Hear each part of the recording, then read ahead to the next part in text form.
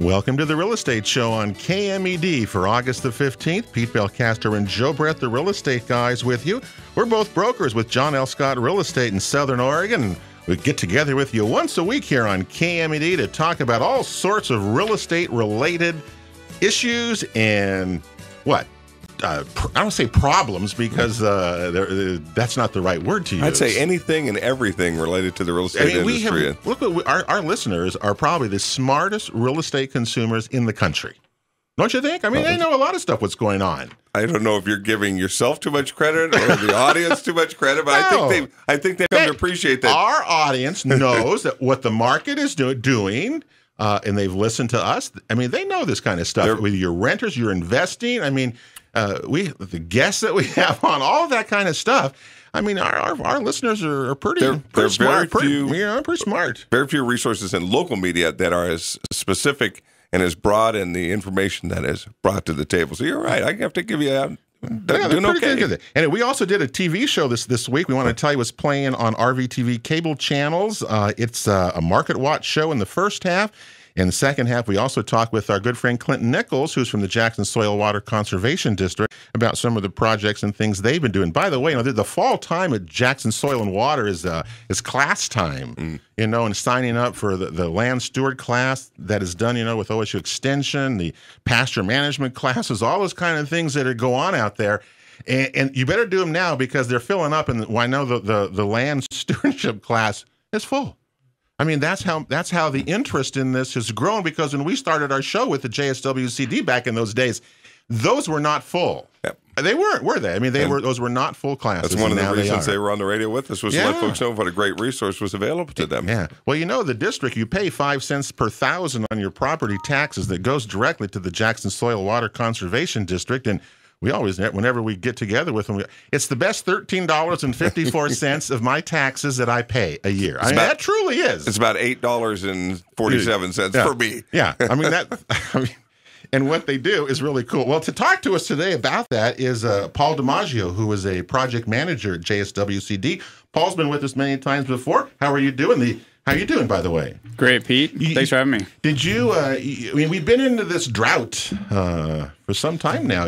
How do you cope? When you deal with water in a drought, that's always a problem. So, how are you dealing with all this in your work? Sure. We were just out on a property the other day over by Eagle Point over there, working with a lot of the irrigation districts in the area, specifically Eagle Point Irrigation District out there. And it's just tough to get the same amount of water that folks have seen. A lot of folks are seeing a lot less water just in general this year than they usually do. Mm-hmm. So planning a crop, planning your grazing management has been really hard for a lot of these landowners who are used to a certain way, a certain amount of water, and a certain temperature. So it's been really challenging. I just came back from California, and along I-5 and there's a lot of orchards that are chopped down there, and it seems like from what I read that farmers in California in the future are generally going to do the same thing that you just said, Paul, where they're going to plant based upon the water that will be available to them that year. So that's what we're seeing there. Exactly. If farmers know the cost of electricity, what it's going to be that year, and how much water they're going to get that year, they can farm and make it economical. But the problem comes where you expect a certain amount of water and you don't get that water. And you don't get it, right. That's where a problem comes into. And we get a lot of calls from folks that are realizing that they may be able to get more out of their crop if they switch to a more efficient system away from either a flood irrigation system that's inefficient over to, a center pivot or a drip system or a sprinkler system. And you're seeing more and more acceptance of this, I think, over time, aren't you? Yeah, definitely. Since you've been here in the district, since you've been out in the field. Oh yeah, since I've been here, definitely. We're getting some big ranches out there that are calling us and asking us for assistance. Yeah. Because we're non-regulatory, we can come out anytime, come do a full day out on your property and walk around and talk about your resource concerns, talk about how you can save money, how you can increase crop production, how you can conserve water, how you can help your river that goes through your property, pretty much everything. We work with a lot of different agencies too, so we have a lot of partners with the forestry guys, the fisheries guys. So we're all in this thing together to improve our natural resources in Jackson County. Well, I hope people hear that. If you're wanting to sustain the yield and the crop that you've had on your property, you have less water to work with now, and you know that could be the situation going forward. Well, if you can manage your water more wisely, you might be able to get close to that yield, save yourself some money, and just by having a better water practices to use what you're going to be able to get and modify it a little bit there. Sure, or focusing your water on your highest productive areas. Where you're not trying to irrigate some of these, rocky clay areas, and you're irrigating specifically these high producing areas in a drought situation. So if you know how much water you got, how much water you can use, you can really focus on your best productive areas. Now, a year ago, the irrigation season, remember, ended early. It usually ended like October 15th was always the kind of the end of the irrigation season, and they ended I think it was a month early last year. Paul, are you hearing? Are they going to do that again this year, the water managers for the irrigation districts for rural folks, or what have you heard about that?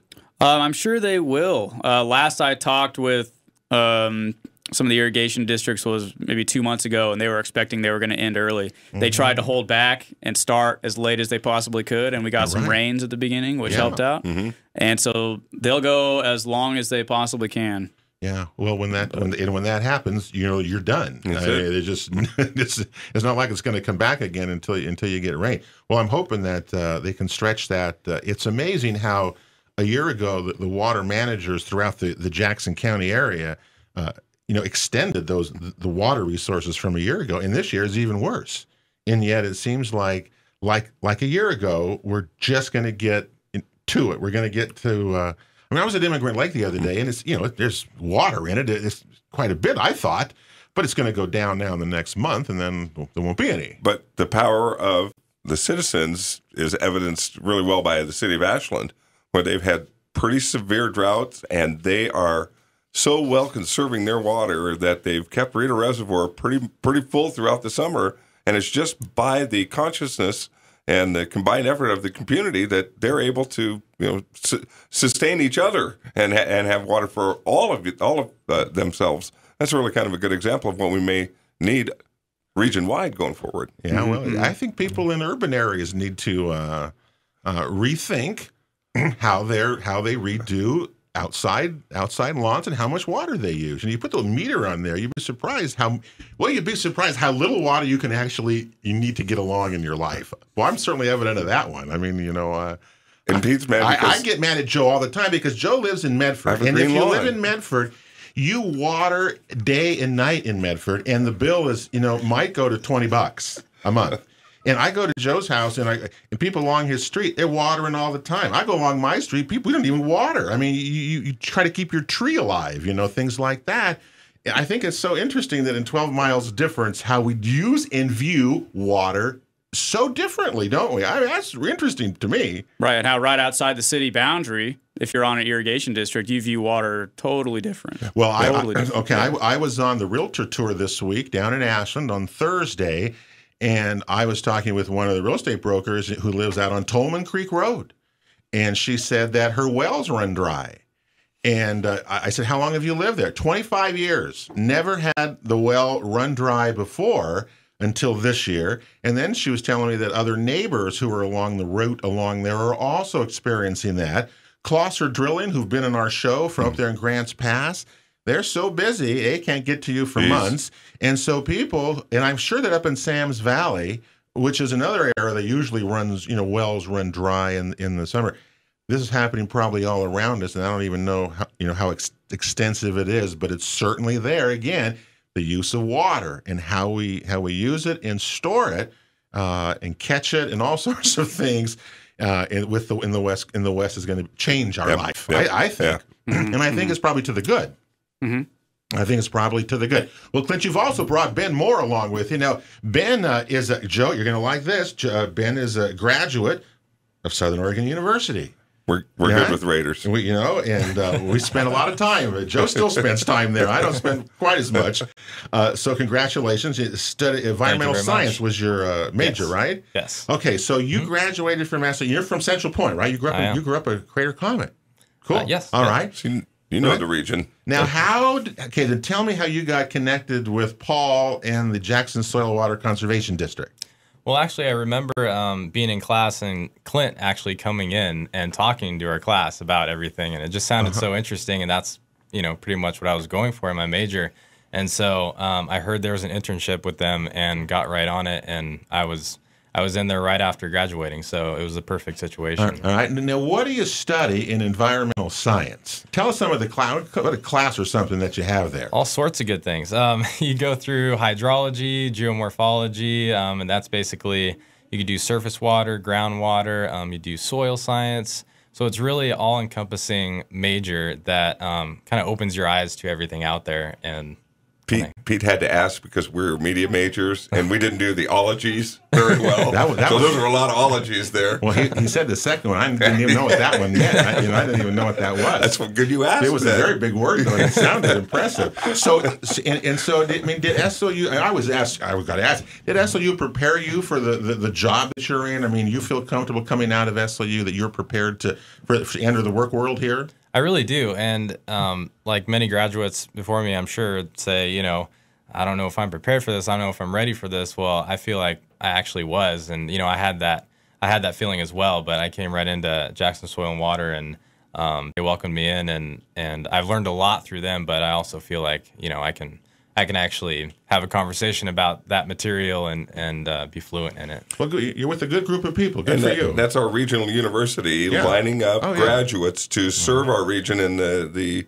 some very important issues and efforts going forward. So it's perfect match. It sounds like, Well, good for you, Ben. Now, Paul, tell us what you two, right? You two have been doing some stuff together. So tell us the project that you've been doing, so people know exactly what's happening. Sure, we've been doing some water quality monitoring projects. If you go down Beeson Lane or by Anderson Creek, you'll see one of our little... Beeson Lane, Anderson Creek out of Talent, correct? Talent. Okay. You'll see one of our little signs out there. It says Jackson Soil and Water, water quality monitoring in progress. And there's a little weir board there to measure the flow coming off of that property. And we're working with that landowner to determine how his water quality is going to improve when he switches from flood irrigation to sprinkler irrigation. He's on Talent Irrigation District. Okay. So we're working on doing all that, and it wouldn't be possible if we didn't have an intern because there's a lot of just leg work that has to be done, going out and collecting a lot of samples, making sure everything's all on the up and up, putting in the data loggers, downloading the data, writing up the reports and everything. So we were just out there today checking flow rates and collecting samples. Yeah, so basically he draws up a plan for, how we're going to measure this water, and then I can construct this quick board weir that we put out there, and it somewhat accurately measures, gives us an idea of what we're looking at as far as flow, and then I can go out there, collect samples such as bacteria, turbidity, flow, and temperature. Yeah, and that's what you do. Yeah. Now, why is it important? I mean, you're going to have runoff, right, when you have irrigation? I mean, you're generally going to have that. If you flood irrigate, obviously, Joe knows that we were out at Willow Falls out there by Talent all those years, and we flood irrigated that property, and there was a lot of runoff for the 48 hours or so or 72 hours that you have water. You have to use water, correct? Or you lose it, right? You don't. You can not use it for 5 years. Okay, but you're going to use the water. Okay, but generally, you're going to use the water, and it creates runoff, right? Sure. Is that what you're measuring? That's what we're measuring. We want to determine the water quality issues that are happening with that water flowing across people's fields. So picking up, phosphorus and nutrients, E. coli bacteria. So if I have cow poop in the fields, things like that, it's going to pick that up when you go measure, correct? Sure, it'll pick that up and measure, and then it'll end up in the creek, end up in Bear Creek, which is, a fish. It can negatively affect the fish habitat. And is that what you're trying to avoid? Is that type of discharge into Bear Creek? I mean, is that what the purpose of this is? So we follow closely with the Ag Water Quality Management Area Plan, and that basically explains that anybody irrigating with surface irrigation, they're not allowed by law to increase pollution to the waters of the state. So they're really not allowed to put in this water back into the streams that's high temperature, high bacteria, high sediment. It's only been going on since irrigation began. And it's tough because it has. I mean, that's what it's been. It's tough because a lot of these systems are older, and it's tough to make that conversion over to a sprinkler system. And sprinkler systems aren't the best fit for every property. It might not work out economically. We want something that's sustainable for that property, but that also works. So there's different ways to clean up the flood water besides switching to sprinkler. You can have different grazing management, put in a filter strip of grass between your runoff and the creek. So maybe where I've had like a field and I've had cattle in there, maybe I take that field and I put just grass on and cut it for hay and move the cattle to some other field where I can control the flow more. Does that make sense too? Sure. I mean, it's those kinds of things that you're looking at. Well, see, we can do that. That's not that hard to do. You can clean water. You want it in the stream. You like to go wading in Bear Creek anyway. Yeah, I'll help you move the herd. All right. We'll saddle up. Real Estate Show here on KMED rolls along with the Jackson Soil Water Conservation District talking about water quality. Here Back at the after Real this. Estate Show, we've begun our 6th year of your weekend. Real Estate Show rolls on here on KMED for August the 15th. Pete Belcaster and Joe Brett, the real estate guys, with you. Don't forget, if you need any real estate advice, we're here to help you as well. You can email Joe or I. It's pretty easy to do. It's joe@realestateshoworegon.com, and he'll be happy to help you anytime. I want to just give you a heads up. The Rogue Valley Association of Realtors, one of our sponsors of our show, is a community outreach committee, and they're trying to goal to get 300 backpacks full of school supplies for various grades.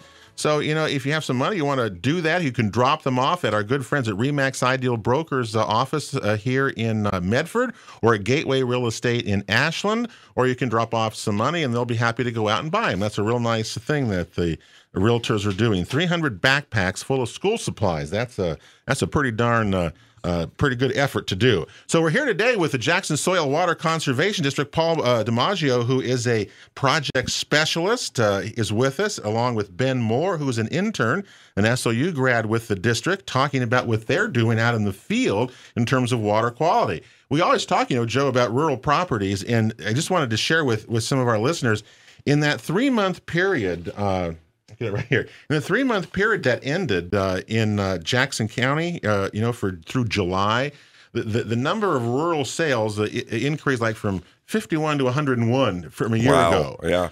And the median price is at $234,000. It increased whether it's from 0 to 5 acres, 5 to 10, and 10 and above. All three of those categories are up. So you have combinations of just people wanting to live here. Boy, we hear that from every guest that we have.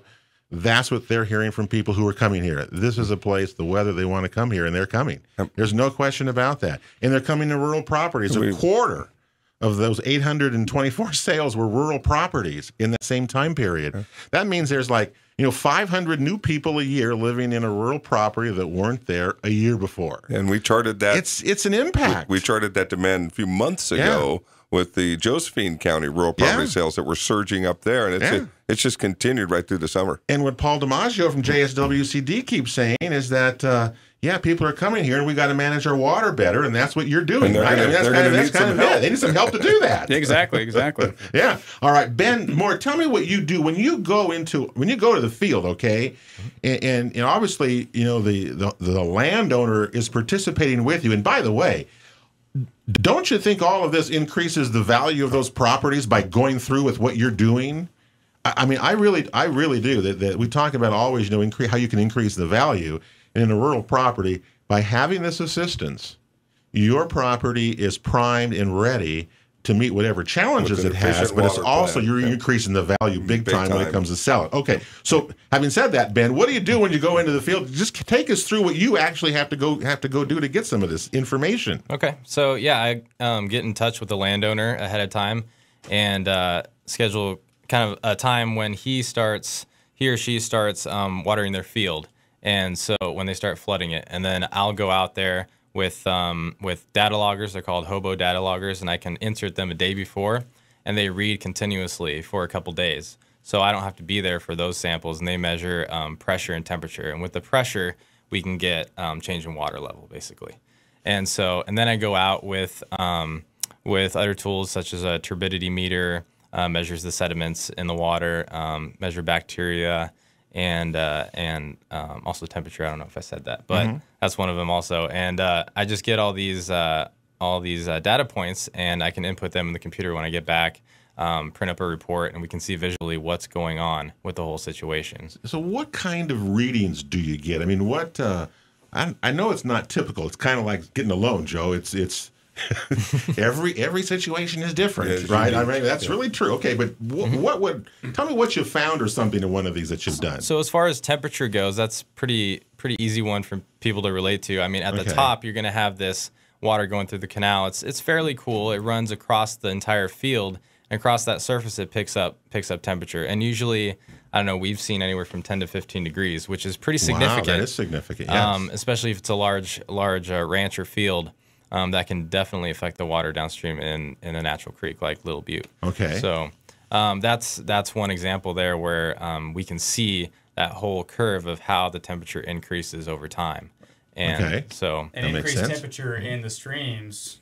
Increased temperature in the streams will cause different things to grow in the streams, like more algae, which can clog up folks' screens downstream and stuff. So temperature is a big deal when it comes to water management in the whole area. And so irrigation water out of the ditches, by the time it's going to flow out, is going to rise in temperature, obviously. Right. And do any of the flows off of these places that are irrigating, do they flow back into the ditches or do they flow into the creeks themselves? I've always wondered that. Sometimes they flow back into ditches, especially if it's a complex system.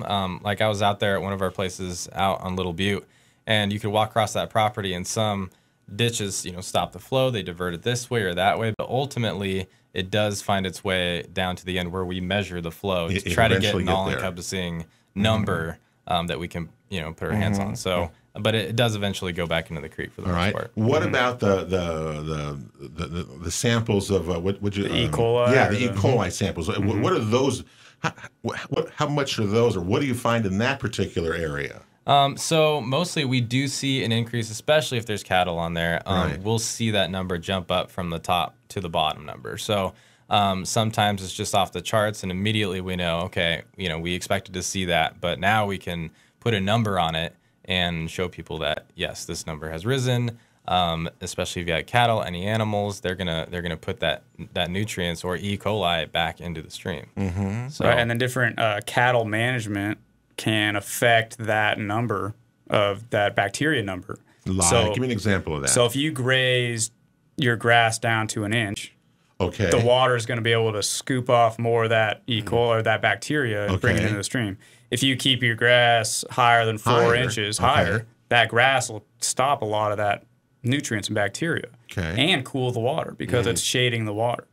So we're looking at, on one of the properties, looking at grazing management now and then grazing management next year, and seeing how with few other changes, how can just managing your cattle better reduce that E. coli in the streams. Right. Yeah. And are you successful so far with some of this stuff that you're doing? Yes, definitely. We've seen with post grazing and then pre-grazing what the differences are and how that can affect the numbers. So it's a very easy relationship to view, especially on paper once we get the data there, to see how this differs. So we can, we definitely see those differences and see what's happening. And the landowners are really excited about the data too. They keep waiting and wanting to know the next data point that we get. So they're very receptive I to bet that. they would be. Well, I was amazed when they did this project. The district was involved with, up at the C2 Cattle Company. Joe, remember that one up by Eagle Point? And they think they converted 1,700 acres. I mean, it was a huge amount remember that? They converted a huge amount of land from sprinkler to a couple hundred acres to sprinklers. Okay. Yeah. And what was interesting was that they actually increased their yields by doing that and had better runoff. It had reduced their runoff. They had better water quality that went into the creek there. But the bottom line was that they increased their yields by changing and doing this. And is that what you see then around as well? Exactly. Yeah. So increasing yields either by different water management, different grazing management, pasture management are two huge factors that can do that. Not all fields are great for switching to sprinkler, but a lot of fields will respond well to different cattle management and grazing management, keeping that grass tall, keeping that habitat good for the soil. it really helps out with the yield. And I think a vast majority of our rural landowners really do care about who's downstream and what's going into the creeks and returning back to the irrigation dishes. They have a love for the land. That's why they're out there. And they're spread out a little bit, but they're still neighborly in that sense. And that's important of them working together. A lot of times when you get out and do a project, the neighbors hear about it, and it starts to kind of, by word of mouth, you get several property owners along the same creek involved. Hey, you're really having a big impact. And they see that, they see those results clearly. They've been measured for them. I think that's priceless. And it costs them nothing for you to come out and provide that great service and great information for them. I mean, that's a win-win for everybody no involved. extra cost for Clint or myself to come out there and walk around with and you. get you the plan and get you the data so you can have a plan and go forward. Okay, we're with Paul DiMaggio and Ben Moore from the Jackson Soil Water Conservation District on the Real Estate Show today. Water is such an important thing, for us all, obviously, and I love hearing success stories like we're hearing. Good management of water. Hey, the Real Estate Show continues right after this. We're coming right back. Real Estate Show continues on KMED for August the 15th. Pete Belcaster and Joe Brett, the real estate guys, with it. Remember, you can watch our shows on our YouTube channel, or you can go to our website at realestateshoworegon.com. They're all there, and we appreciate those of you that do. Got some great shows, past shows in there, everything from Sheriff Corey Falls to CPAs to water. The state water master was recently on. I mean, there's just a lot of...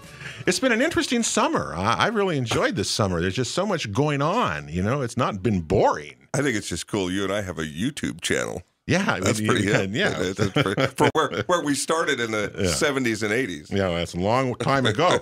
70, a long time ago. Anyway, next week we'll have a John L. Scott Market Watch show for you. We'll get you an update on the whole market situation. 2 weeks from today, the home builders will be along with Jackson County Planner Kelly Matting.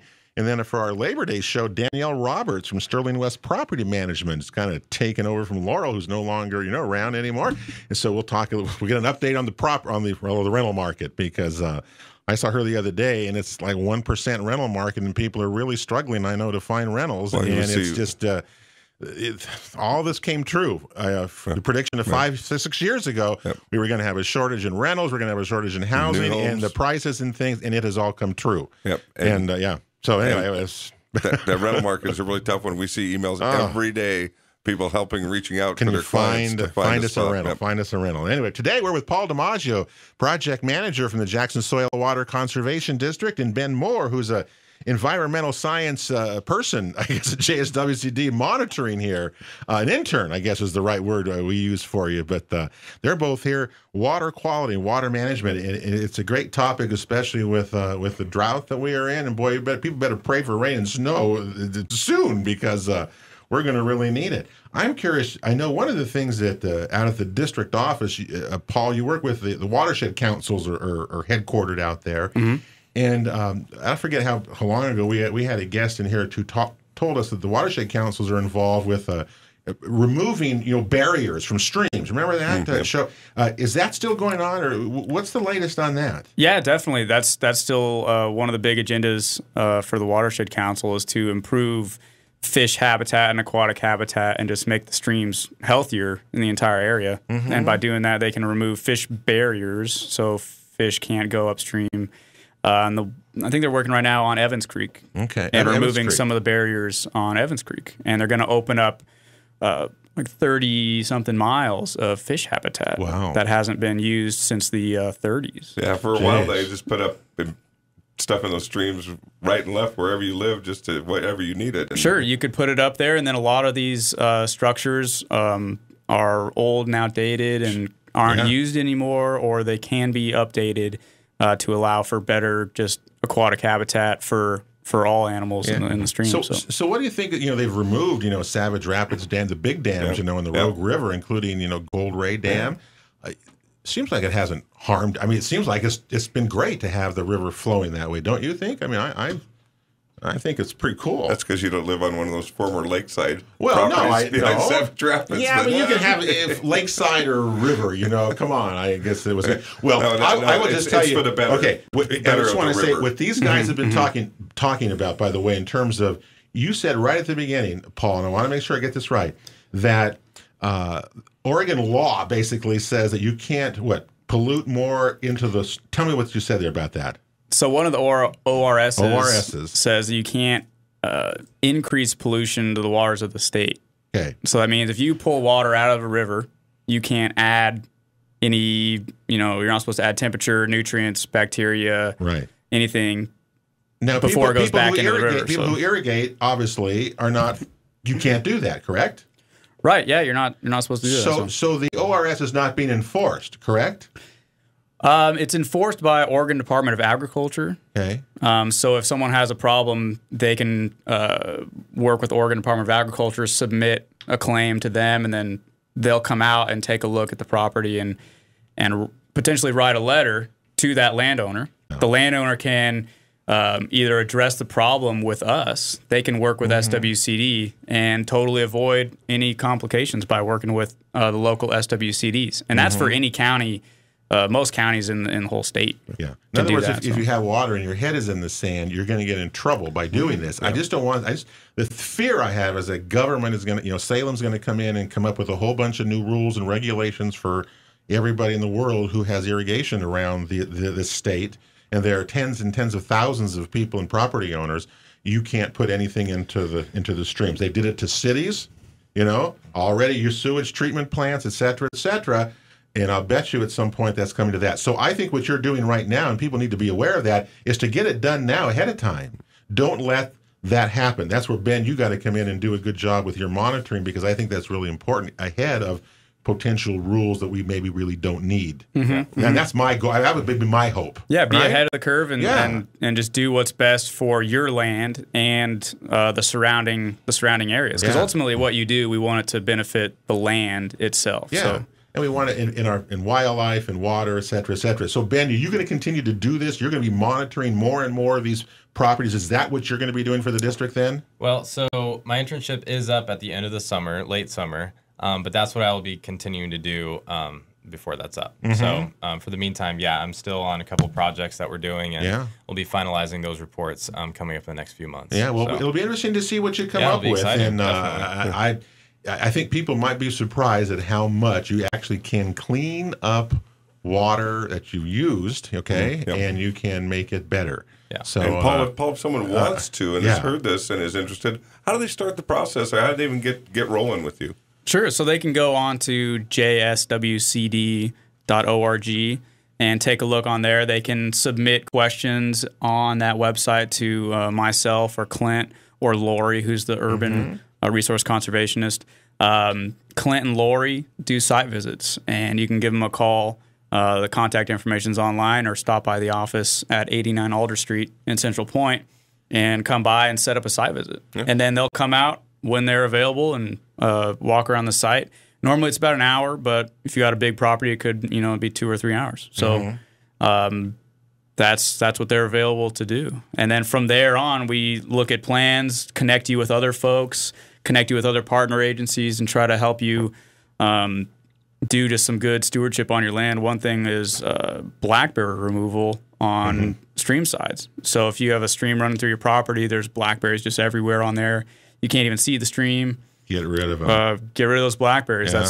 That's something we can work together with the watershed councils on. That's easy to do. Get a goat, right? Get the goat, and they eat them all. They've done a beautiful job down in Hawthorne Park. Along Bear Creek there, too. Did they use a goat to do those? No, I don't think so. There's a lot of more natural, like using a goat, things like that. Well, we're out of time. We got to go. Paul, nice to visit with you. Ben, good luck to you. Nice to visit with you as thanks, well. Pete. Thank you very much. There's a lot going on here. Thanks, Joe. Water. There's so much to talk about water. What a great job the JSWCD does. Make sure you check out for classes for the fall. They're filling up now. Joe, have a great week as well. We'll see you next week here on The Real Estate Show. God bless everybody. You've been listening to The Real Estate Show on KMED AM and FM radio, presented by John L. Scott Real Estate of Southern Oregon, along with All Cities Property Management, the Home Builders Association of Jackson County, Ditech Mortgage, the Jackson Soil and Water Conservation District, and the Rogue Valley Association of Realtors. For guest information or to watch a past show, visit us online at realestateshoworegon.com. Join us again next weekend for Southern Oregon's one and only Real Estate Show on KMED.